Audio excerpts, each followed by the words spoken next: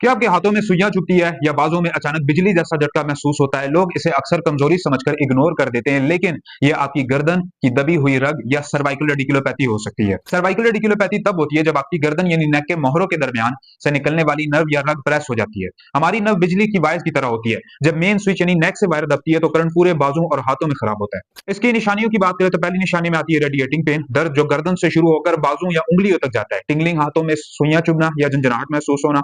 उसके साथ नमनेस, बाजू या हाथ का सुन्न हो जाना और वीकनेस, किसी चीज को पकड़ने में हाथ की ग्रिप या पकड़ मस कमजोर होना।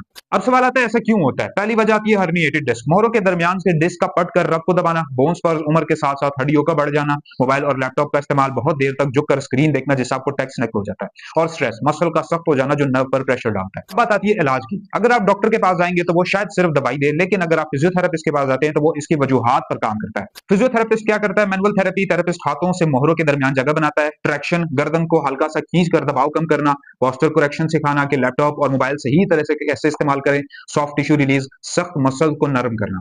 अब बात आती है एक्सरसाइजेस की। 5 ऐसे एक्सरसाइज जो आप घर में करके एक्यूट सर्वाइकल रेडिकुलोपैथी को ठीक कर सकते हैं। इनमें सबसे पहला हमारे पास आ जाता है चिन टक्स, दूसरा हमारे पास आ जाता है स्कैपुलर स्क्वीजेस, यानी अपने दोनों कंधों के पिछले हिस्से ब्लेड को आपस में जोड़ें और 5 सेकंड के लिए होल्ड रखें। तीसरा नेक साइड स्ट्रेच, यानी अपनी कान को कंधे के करीब लेके आए ताकि दूसरे साइड की गर्दन के मसल्स पर स्ट्रेच बने।